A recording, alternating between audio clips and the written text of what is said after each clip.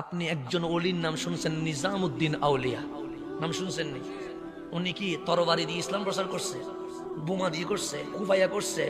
উনি যখন শেষ বয়সে অসুস্থ হয়ে গেছে, দিল্লির সব ডাক্তার বলছে নিজামউদ্দিন আর বেশি দিন বাঁচবে না, গ্রামে নিয়ে যাব।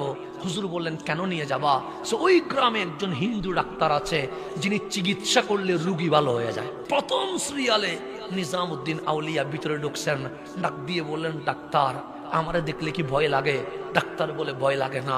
আমি যদি একলা কথা বলি তোমার কোনো সমস্যা আছে?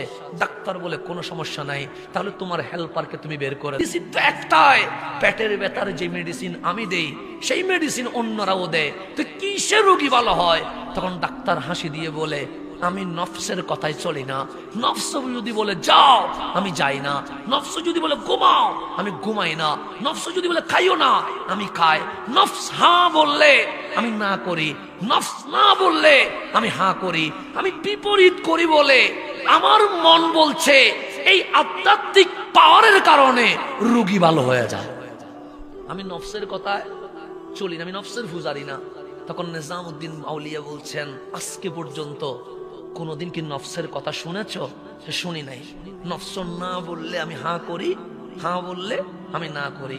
আমি একটা কথা বলবো, তোমার নফস যদি না বলে তুমি হ্যাঁ করবানি? ডাক্তার বলে, অবশ্যই করব। কেন? আমি তো আমার নফসের বিপরীতে চলি। নিজামউদ্দিন আউলিয়া বলছে, ডাক্তার লা ইলাহা ইল্লাল্লাহু মুহাম্মাদুর রাসূলুল্লাহ বলো ডাক্তার, আল্লাহ ছাড়া কোনো মাবুদ নাই, আমার রহমতুল্লিল আলামিন আল্লাহর রাসূল বলো। ডাক্তার বলছে, না বলবো না। কেন? তোমার নফস কি বলছে? নফস না বলছে, তো তুমি না বললা, না বললে হ্যাঁ করে দাও। আজকে তোমার নফস বলছে কালিমা পড়িও না, তো তুমি নফসের কথায় পড়বা না, এটা তো তোমার সিস্টেমের বিপরীত হয়ে যায়। ডাক্তার আর ডানে বামে দেখে নাই, নিজামউদ্দিন আউলিয়ার কণ্ঠে কণ্ঠ মিলিয়ে কালিমা পড়ে ফেলেছেন, লা ইলাহা ইল্লাল্লাহু মুহাম্মাদুর রাসূলুল্লাহ সাল্লাল্লাহু। ডাক্তার বলেন, দরজা খুলে দাও। দরজা খুলে দিলেন, বক্তরা দৌড় দিয়ে ঢুকেছে। তখন বললেন, গাড়ি রেডি করো। সবাই বললেন, নিজামউদ্দিন মেডিসিন নিবেন না?